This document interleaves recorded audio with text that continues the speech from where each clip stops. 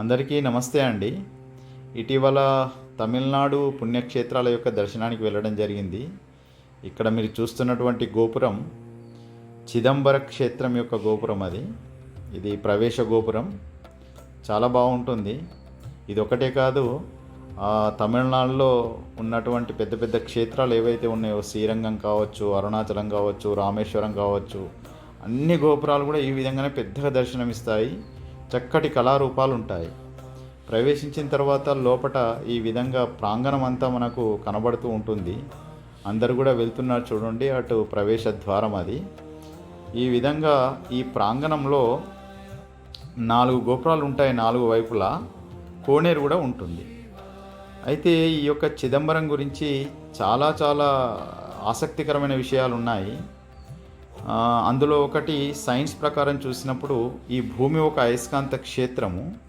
ఈ భూ అయస్కాంత క్షేత్రం యొక్క కేంద్రం ఏదైతే ఉంటుందో అది ఈ శివుడు ఈ యొక్క గర్భగుడిలో మనకి ఎట్లా దర్శనమిస్తాడంటే నటరాజ రూపంలో, నటరాజ నృత్య భంగిమలో దర్శనమిస్తారు.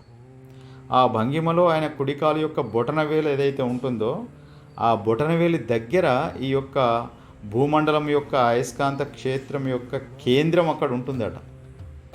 ఎంత గొప్ప విషయం చూడండి. ఆ విధంగా ఈ యొక్క నిర్మాణం జరిగింది అంటారు. ఇది శాస్త్రీయంగా కూడా శాస్త్రవేత్తలు పరిశీలించినప్పుడు నిజమే అని తేలింది. చాలామంది శాస్త్రవేత్తలు ఇక్కడికి వచ్చి దర్శించుకొని వెళ్ళి పరిశోధన చేసి ఉన్నారు. అట్లా ఈ పుణ్యక్షేత్రం ఏదైతే ఉంటుందో ఆకాశలింగంగా దర్శనమిస్తారు స్వామివారు. శూన్యము, చిదంబర రహస్యం అంటాం దాన్ని. అందులో ఏముండదు, కానీ ఒక నల్లటి తెర వేసేసి బిల్వపత్రాల స్వర్ణమాల ఉంటుంది. అప్పుడప్పుడు అలాగ తీసి మళ్ళీ హారతి ఇచ్చి ఆ యొక్క తెరను కప్పేస్తారు. దాన్నే చిదంబర రహస్యం అంటారు. ఏమీ లేకపోవడం కూడా దేవుడు అని అర్థం, శూన్యం కూడా ఒక దేవుడు అని అర్థం అన్నమాట. సో ఇలాంటి పుణ్యక్షేత్రాన్ని మీరు అందరూ దర్శించుకోండి.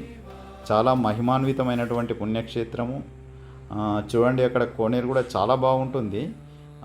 కోనేరుతో పాటుగా ప్రాంగణం కూడా అతి పెద్దగా ఉంటుంది. చుట్టూ 4 గోపురాలు మనం తిరిగి వచ్చేసరికి చాలా మనము కొత్త కొత్త విషయాలు తెలుసుకుంటాము. ఇందులో మళ్ళీ ఉపాలయాలు కూడా ఉంటాయి.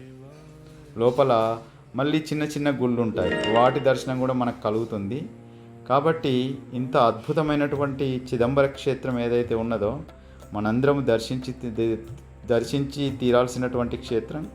కాబట్టి అందరము దర్శించుకుందాం. ఓం నమః శివాయ. ఓం నమః శివాయ.